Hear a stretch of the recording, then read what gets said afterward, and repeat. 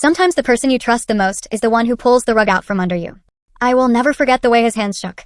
The door between us felt like a dam straining under pressure, and behind it his fists pounded like waves crashing against rocks. "Open up, please," he sobbed from the other side. It was early in the morning, and the sun had barely painted streaks across the hallway window when I unlatched the chain. The sight of Derek on his knees on the welcome mat he had gifted me, that silly mat that read "Home is where the Wi-Fi connects automatically," made my stomach twist. His eyes were bloodshot, his hair unwashed, and there was a stain on the Metallica shirt he'd worn in that Instagram story 2 days ago. He reached for me like a drowning man reaching for a life preserver.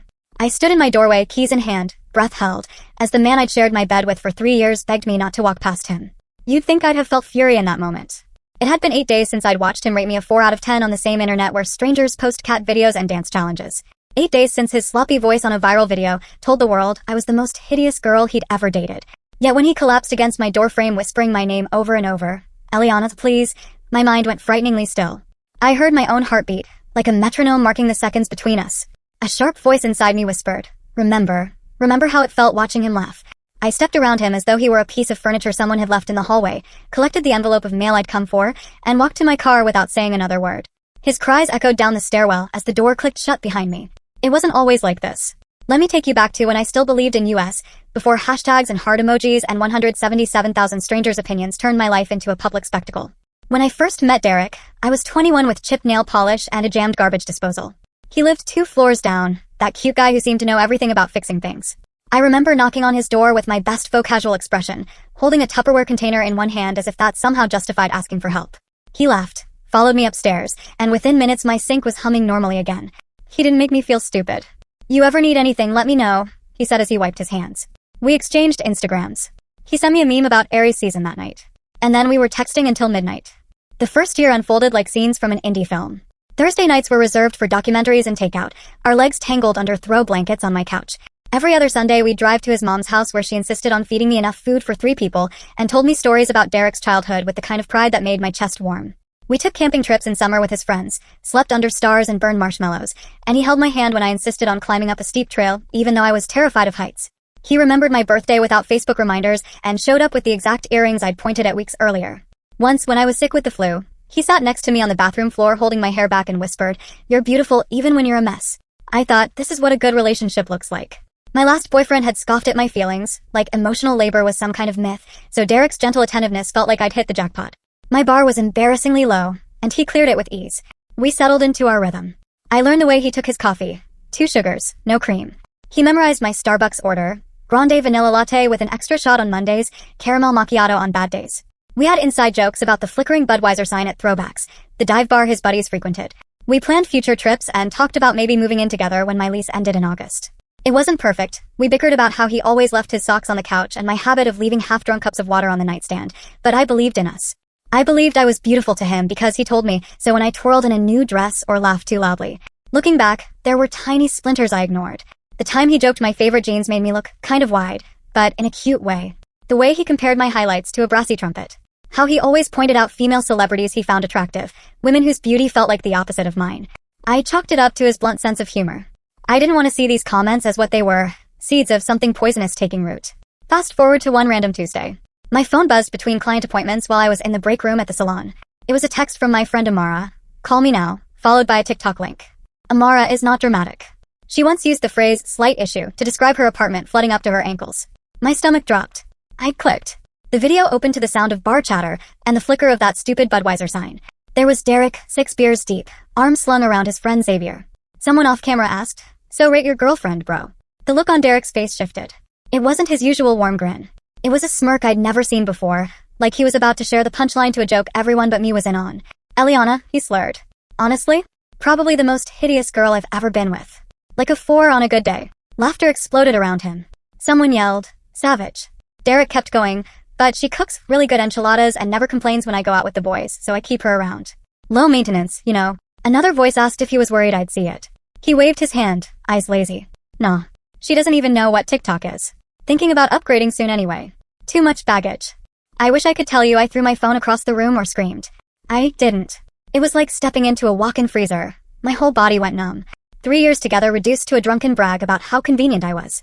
The timestamp said it had been filmed the night before, while I was at home with a clay mask on my face texting him goodnight. The video already had over 177,000 views and thousands of comments. I watched strangers laugh and call me names, people who didn't know me rating my worth. It felt like a digital mob. Research shows that online shaming takes a heavy psychological toll.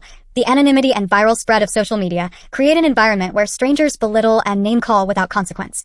Victims of this kind of public exposure often experience anxiety, stress, and even depressive symptoms. That coldness spreading in my chest that day was the beginnings of that trauma. I texted Amara back, coming over after work, don't tell anyone, then muted my notifications and shoved my phone in my bag. Somehow I finished 3 more haircuts in autopilot. My hands moved on muscle memory while my mind replayed Derek's words over and over. People were commenting on my face and body like I was an object on a shelf. My existence had become content. After work, instead of going home to the apartment that still smelled like Derek's cologne, I went straight to Target. I wandered the aisles like a ghost and filled a duffel bag with essentials, an extra toothbrush, deodorant, phone charger, t-shirts. The total was $47.16. I know this because the receipt lived in my wallet for weeks afterward, a paper proof of my sudden flight. At 6:13 p.m., I parked outside Amara's apartment complex and just sat there, staring at nothing. The tears wouldn't come. Sometimes emotional shock manifests as numbness while your brain tries to protect you. Amara didn't ask questions when she opened the door. She pointed me toward her couch, poured 2 glasses of that cheap rose we used to drink in college, and waited. Words tumbled out between sips and sobs. I'm not giving him the satisfaction of a dramatic breakup, I said somewhere around midnight. No tears he can tell his bros about later. I'm just going to disappear. It sounded so rational then, cutting my losses and ghosting the man who publicly humiliated me. Amara nodded like she understood. We'll make a plan, she said. And we did. First order of business, block Derek on everything. Phone, Instagram, Twitter, even Venmo. He knew most of my passwords, something we had never questioned as a sign of intimacy, so I changed those too. I called my manager to take the rest of the week off. I sent my mother a coded message, letting her know I was safe but needed space. By midnight, Derek had texted 7 times. Hey, what do you want for dinner? You still coming over tonight? Casual, as if his barroom confessional hadn't just been seen by thousands. By morning it was where are you? And why aren't you answering? Still no apology. By afternoon he'd called 12 times. Not once did he mention the video. I stayed at Amara's through Wednesday and Thursday, binging trash TV because focusing on fictional drama was easier than dealing with my own. Research suggests that people turn to their phones to cope with distress after experiences of online humiliation, which can lead to problematic smartphone use and even aggression. I definitely noticed myself compulsively refreshing my feed, looking for updates about myself as if understanding the commentary could somehow give me control. On the 3rd night, Amara went to my apartment to grab more of my clothes. He's been there, she whispered when she returned. Empty energy drink cans on the counter, his jacket on your couch. There's a note on the door, call me. We need to talk. Still nothing about why. The TikTok disappeared from his account that afternoon, but it was too late. Friends had screen recorded it, and now it was circulating in our group chats. My phone lit up with "Are you okay?" from people I hadn't talked to in months. Friday morning, Amara found me sitting at her kitchen table staring at her Live Laugh tequila magnet. Do you think there were red flags? She asked gently, handing me a White Claw. I bristled. Derek and I had a good relationship, I protested. He remembered my birthday. He watched The Bachelor with me. My bar again was subterranean. But Amara pressed. Did he ever make jokes about your appearance? I thought of those comments about my jeans and hair. Did he support your goals? I remembered him telling me not to take that promotion because it might stress me out, and the way he changed the subject when I mentioned going back to school. Did he hold himself to the same standard he held you? I remembered apologizing profusely for being 15 minutes late while he canceled plans last minute for boys' night, and expected me to be cool with it. By the time we finished our drinks, a sinking feeling settled in my stomach. The TikTok wasn't some one-off drunken mistake. It was a glimpse of what had been there all along. Insecurities disguised as jokes, subtle control masquerading as care. Therapy often involves helping people identify when they first notice red flags and why they missed them. I was beginning to do that work on my own. That night at 9:17 p.m., Amara's doorbell rang. We both froze. Through the peephole we saw Derek, clutching a pitiful bouquet of grocery store flowers.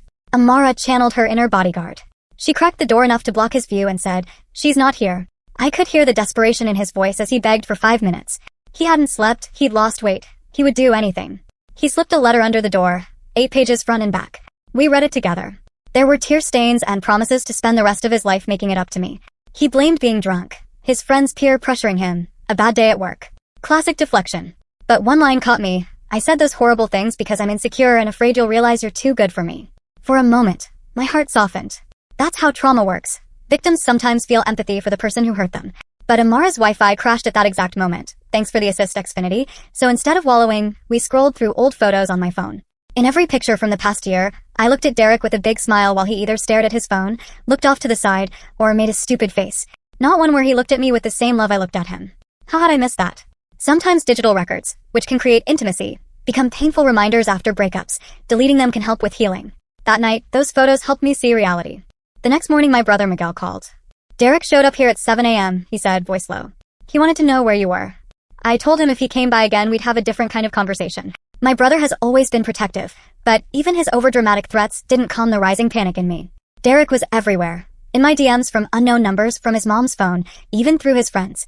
I drafted a text, I need space. Please stop contacting me, my friends, and my family. I'll reach out if I'm ready to talk. I sent it at 10:22 a.m., turned my phone off, and sat on Amara's couch staring at the ceiling. When I finally turned my phone back on 3 hours later, there were paragraphs waiting for me. He understood. He'd respect my boundaries. He'd wait forever if that's what it took. Then 3 more messages asking if forever might end next week, and if we could at least meet for coffee. So much for boundaries. By Sunday night, I'd become numb again. I ordered pad thai I didn't taste and watched Love Island until my eyes hurt. Then my phone buzzed with an Instagram notification. Derek had posted an apology video. 4 minutes and 27 seconds of him in his car, red-rimmed eyes, telling the world he regretted his words and that I was the most beautiful person inside and out. Comments flooded in, King, owning up. Everyone makes mistakes. Stay strong, bro. Others called him out for making my humiliation about him. I watched it 3 times. His apology felt less like contrition and more like performance. He had carefully chosen the golden hour lighting in his car and posted at a time when engagement would be high. Even his remorse was curated. This is what researchers call the digital entanglement of breakups, the web of photos, posts, and memories that make it hard to sever ties. Our breakup wasn't just between us. It had an audience. By Monday morning, I knew I couldn't hide at Amara's forever. Her hot water heater had been acting up, and cold showers in February were not a vibe. I texted my landlord about changing my locks, packed my duffel bag, and drove back to my apartment with dread pooling in my stomach. Every red light had me checking my rearview mirror for Derek's car. When I unlocked my door, my heart hammered. The plants I had prided myself on keeping alive were wilted. A smell of stale takeout hit me. But it was the post-it notes that made my skin crawl. They were everywhere. On the bathroom mirror, I miss your smile. On the fridge, remember our first dinner here? On the TV, our Netflix queue misses you. On my bedside table, I can't sleep without you. Derek still had a key. He'd been in my apartment while I was gone. I ripped the notes down and tore them into tiny pieces, hands shaking. I called my landlord and begged him to change the locks that day. He agreed, and by the next morning, Derek's key wouldn't work anymore. That night, alone in my own bed for the first time in over 2 weeks, I lay awake listening for footsteps in the hallway. My brain kept expecting to feel Derek's weight on the mattress, his arm draping over my waist. Instead, there was just me and the hum of the refrigerator. My pillow felt foreign. I drifted in and out of sleep, nightmares of his TikTok comments morphing into memories of our early dates. In therapy, clinicians often help patients explore family hierarchies and boundaries as they heal from relationship trauma. In those sleepless hours, I was my own therapist, reminding myself that my boundaries were valid. The next morning, while making coffee, there was a knock. For a split second, my heart stopped, but then I remembered Derek's key wouldn't work. It was Xavier, the friend who had laughed along in the video. Can we talk? He asked, eyes downcast. He wanted to tell me Derek was in a bad place and needed 5 minutes to explain himself. He also insisted he didn't mean any of it. You know how guys talk. I bristled. I don't want to be with someone who talks like that about me when I'm not around, I said. I don't want to wonder what he says about me to his friends. Xavier nodded, ashamed. I thanked him for stopping by, told him I hoped Derek would get help, and closed the door. Later, I unfollowed Derek on every platform we were still connected on. I took down our photos from my wall, folded his hoodie into a box, and placed it in the back of my closet. I ordered dinner from the spicy Thai place he always complained gave him heartburn. I watched The Last of Us, which he refused to watch because zombies stressed him out. I lit the fancy bath bomb my mom gave me for Christmas, one I'd been saving for a special occasion. Healing isn't linear, but it can involve petty victories. 17 days after the video, I woke up feeling restless. I decided to make a list on my notes app, cut my hair, join that kickboxing class Amara keeps talking about, apply for that certificate program I've been thinking about, redecorate my bedroom, maybe download a dating app. At 11 a.m., I drove to a walk-in salon and told the stylist to chop 7 inches off. She asked 3 times if I was sure. I nodded. Each snip felt like cutting away an insult. You look better with more defined eyebrows. Snip. No guy wants a girl who eats more than him. Snip. Your laugh is kind of loud. Snip. When she spun me around, the woman in the mirror had a sharp jawline and lighter shoulders. She looked free. On the way home, I posted a selfie with the caption, "New month, new me." Petty satisfaction kicked in when Xavier and 2 of Derek's other friends liked it within an hour. The following Monday, I showed up to Amara's kickboxing class at dawn. The instructor barked orders while pounding music filled the studio. I'd never thrown a punch in my life, but hitting that bag felt therapeutic. Studies have found that victims of online humiliation sometimes engage in aggression as a coping mechanism, but there was something healing about channeling that energy into a workout instead of texts. My arms shook, my heart pounded. Sweat drenched my shirt. But by the time class ended, I felt strong. While everyone else guzzled water, I checked my phone. 3 missed calls from unknown numbers. I sighed and put it away. On Tuesday, I applied for a digital marketing certificate program I'd been contemplating for months. Derek had always insisted it was a waste of money since I already had a stable job, but something inside me longed for growth. An online certificate could help me learn new skills and build confidence without taking time off work. Such programs are flexible and cost-effective. A Harvard Business School article I'd read said that in today's job market, 93% of companies plan to adopt digital-first strategies and 73% of employers prioritize skills over job titles. That statistic stuck with me. I filled out the application, wrote a short personal statement about wanting to expand my career options, and hit submit before I could overthink. Immediately, I felt like vomiting. I called my mom, whose blend of encouragement and, "Why are you complicating your life?" calmed me. "You're stronger than you think," she said. "Also, how are your plans?" Wednesday was quiet until 2 p.m. when my phone lit up with texts from Amara. "Call me now. Derek is on Instagram Live. He's talking about you. It's bad." I abandoned my grocery cart in the cereal aisle and sprinted to my car. I opened the live to see Derek broadcasting to hundreds of viewers from his bedroom. His eyes were glassy. A half-empty bottle of whiskey sat on his nightstand. He rambled about losing the love of his life and not knowing how to go on. He read some comments aloud and ignored others. Then he said, "I know she's watching this. Eliana, I'm coming over tonight. We need to talk." I'm not taking no for an answer. My hands shook. I called my brother. "Don't worry," Miguel said. "Tanya and I are coming over." They showed up at 5:30 p.m. with overnight bags and a Nintendo Switch. Miguel made himself at home on my couch like he hadn't threatened to punch Derek a week prior. Tanya and I chopped vegetables and made enchiladas because cooking calms me. By 9 p.m., I'd convinced myself Derek was bluffing. At 9:47 p.m. the doorbell rang. Miguel answered. I heard Derek's voice, slurred and thick with emotion. "Please," he begged. "I just want to talk to her." Miguel's tone was calm but firm. After a few minutes, the door closed. "He looks rough," Miguel reported. "Smells like Jack Daniels." He left. I couldn't sleep that night. Every creak made me jump. I stared at the shadows on my ceiling and wondered how I ever thought this was love. The next morning I received a text from an unknown number. "This is Derek's mom. He lost his job yesterday. He's not eating. Please talk to him." Emotional manipulation, thinly veiled. His mother always swooped in to fix his messes. Therapists talk about the importance of boundaries and family hierarchies. This was exactly why. I took hours to respond. When I finally did, I wrote, "I'm sorry Derek is struggling, but I am not responsible for his healing. Please encourage him to get professional help." She texted back, "Everyone deserves forgiveness." I didn't reply. That afternoon, while scrolling TikTok, an app one still hadn't deleted despite its role in my heartbreak, I stumbled upon a video. The caption read, "When your friend humiliates his girlfriend on TikTok and you finally call him out for being toxic." It was Franklin, one of Derek's longtime friends, the guy who laughed along in the original video. He stared into the camera, eyes earnest. He confessed that he'd been complicit in Derek's toxic behavior for years, not just with me but with previous girlfriends. He said the TikTok incident was his wake-up call. "Eliana, if you see this, I'm sorry," he said. "We all failed you. Derek, man, get help. This isn't about winning her back. It's about becoming someone who would never hurt her in the first place." I watched it 7 times. His vulnerability made my eyes sting. I sent it to Amara, who texted back, "Holy." Then Franklin DM'd me apologizing again. We ended up having a surprisingly honest conversation about accountability and complicity. He confirmed my growing suspicion. This wasn't the first time Derek had spoken badly about me behind my back. This was just the first time it was recorded. A month after the video, I downloaded a dating app. Not because I was ready to date, but because I wanted to remind myself there were other possibilities.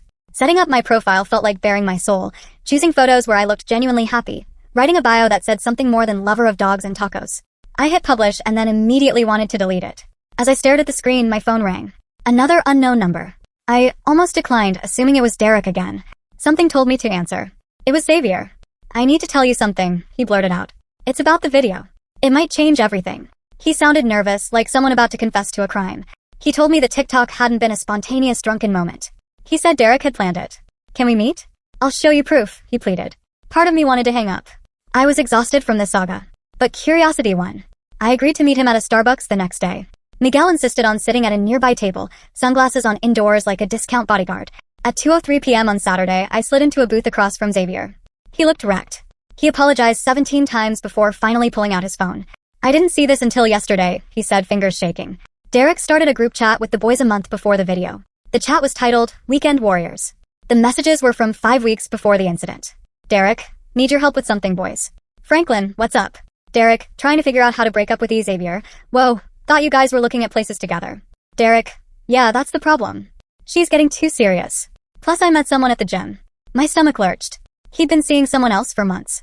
He continued. "She can get emotional, he wrote about me, so I need to be smart." His friends offered suggestions. "Just be distant and she'll dump you. Pick fights over dumb stuff." Then the message that made my blood go cold. Or just be an A*** hole on social media so she sees it and dumps you. Derek responded, TikTok might be the move. She never checks it anyway. I sat back stunned. Not only had he humiliated me, he'd engineered it. Xavier's eyes were shiny. I didn't know, he said. I thought it was a dumb drunk mistake. I didn't know about Adriana. Adriana, the girl at the gym. He's been telling everyone he's heartbroken, Xavier continued. But he was with her at Chipotle yesterday. My throat tightened. The rage that had simmered for weeks finally boiled. The apology video, the tears on my welcome mat, the frantic texts, it was all about damage control, about maintaining his image after his plan backfired. He wasn't devastated because he missed me. He was devastated because he looked like the villain. A researcher could have used him as a case study on narcissistic image management. I thanked Xavier for showing me and left Starbucks shaking. Miguel trailed behind me, peppering questions. I didn't answer.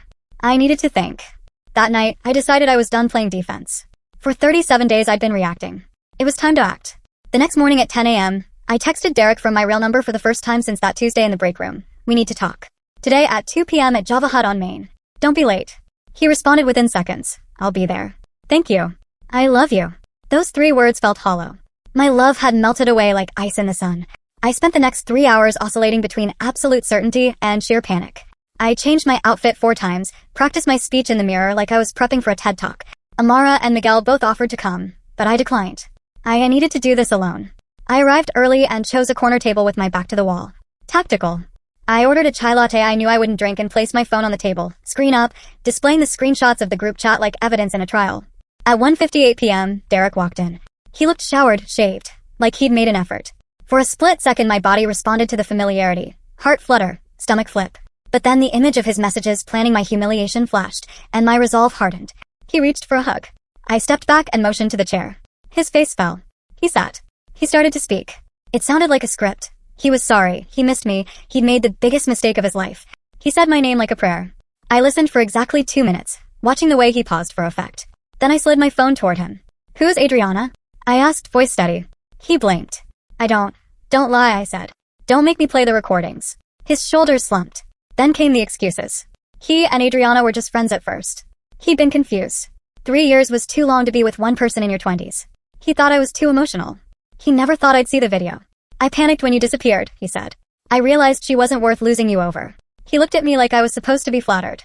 All I saw was a man who had plotted to hurt me because he lacked the courage to be honest. His apologies weren't about my pain. They were about his reputation. I'm not here to get back together, I said calmly. I'm here to tell you I know everything. Don't contact me, my friends, or my family again. His eyes filled with tears. But I love you, he whispered.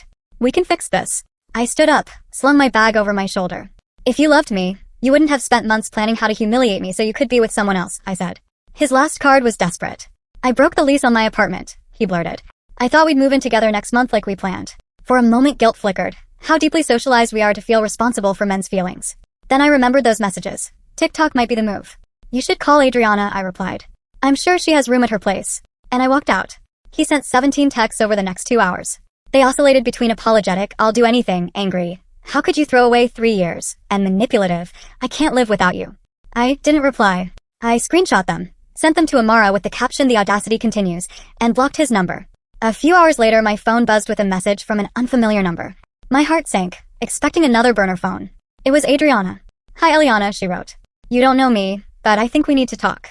Derek's been telling me one story and apparently telling you another. I stared at the text, thumb hovering over the delete button. Part of me wanted nothing to do with her. Another part of me was curious. I responded with a simple, okay. We met at a coffee shop that afternoon, our second coffee confrontation in 2 days. She was tall with curly hair and a nervous smile. She looked younger than me. I had no idea he had a girlfriend, she said immediately, eyes wide. He told me you were crazy and couldn't let go. I laughed, bitter and relieved all at once. We compared notes over lattes. She showed me texts where he told her he loved her the same days he was leaving me voicemails. He had told her he had been single for months. He spun narratives like spider webs. By the end of our conversation, we were following each other on Instagram and planning to check out a new wine bar together.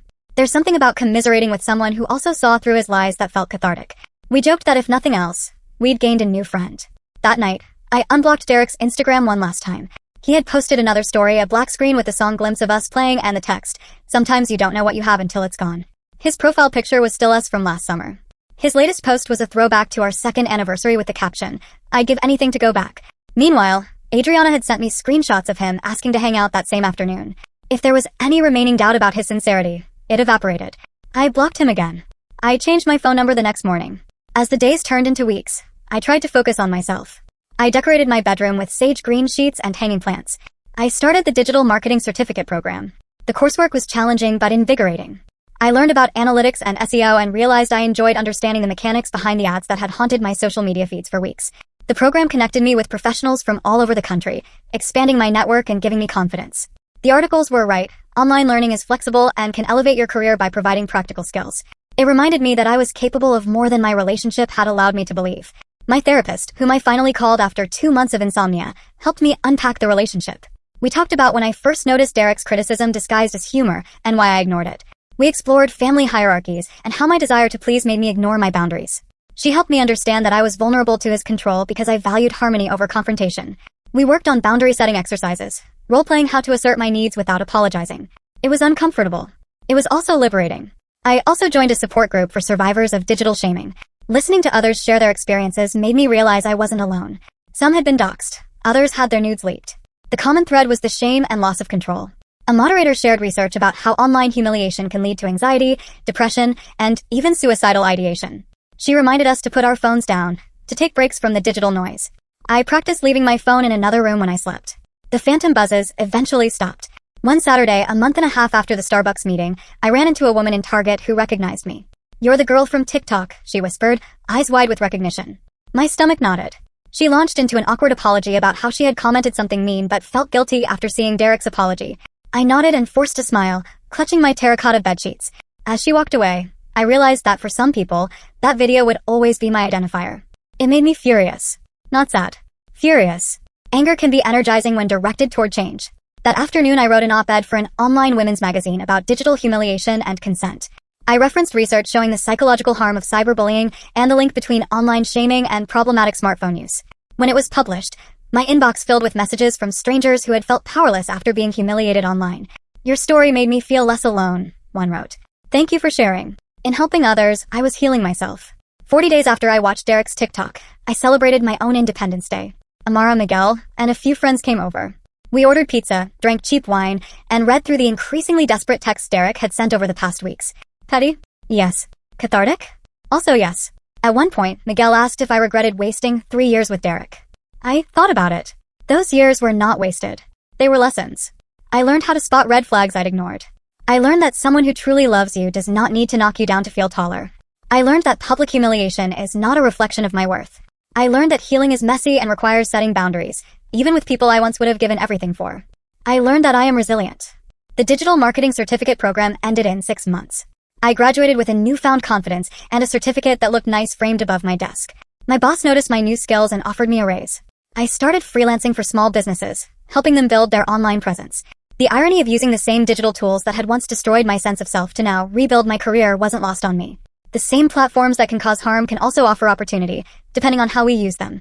Amara met a guy from her kickboxing class who wore glasses and had a laugh like sunshine. Miguel and Tanya got engaged. Adriana texted me pictures of her new rescue dog. Sometimes she and I still meet up for wine, our initial bond forged through trauma evolving into genuine friendship. Xavier sent me an invitation to his wedding next summer. I haven't decided if I'll go, but I appreciated the gesture. Franklin started a podcast about accountability and masculinity. Derek? I don't know. I don't check. Sometimes friends mention seeing him at throwbacks, slightly balding, telling anyone who will listen about the one who got away. His Instagram profile picture is still of us from that wedding last summer. I no longer need to see what he posts to feel closure. His words hold no power over me anymore. Sometimes the trash really does take itself out. I still have moments when a song comes on, or I see a couple's TikTok, and my chest tightens. Healing isn't linear. But most days, I wake up in my sage green sheets, water my new plants, sip my own coffee, and feel content. There is life beyond the comment section. There is love that doesn't require you to shrink yourself. And there is a future that belongs entirely to me.